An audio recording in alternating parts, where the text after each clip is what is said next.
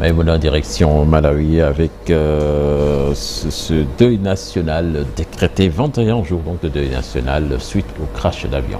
Le gouvernement déclare que le vice-président Chilima serait honoré par des funérailles nationales après sa mort dans un accident d'avion avec 8 autres personnes. Le président a annoncé la couleur mardi lorsque l'épave de l'avion militaire transporté Chilima et une ancienne première dame a été découverte dans une zone montagneuse dans le nord du pays. Pendant la période de deuil, les drapeaux seront mis en berne dans tout le pays. Le comité ministériel est d'ailleurs sur le pied et il est chargé de superviser les préparatifs des funérailles.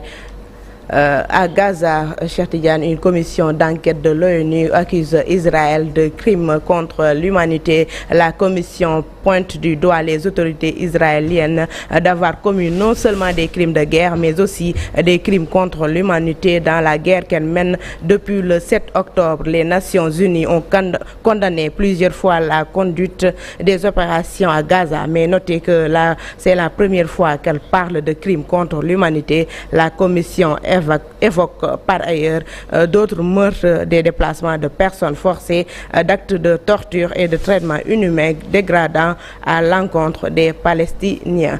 Législative en France, Emmanuel Macron officialise son plan de bataille à quelques jours des législatives anticipées. Le président français, dans sa sortie, parle d'une majorité claire pour le reste du quinquennat. Il compte également contrer l'extrême droite aux portes du pouvoir.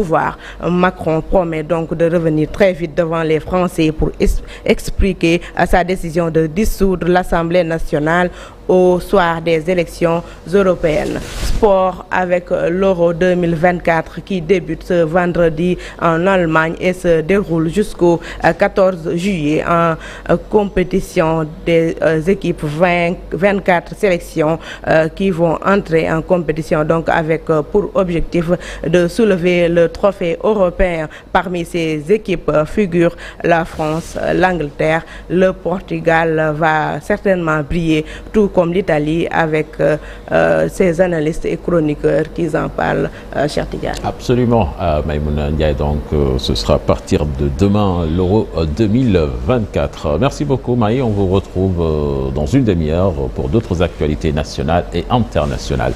Mais tout de suite, à la une des journaux.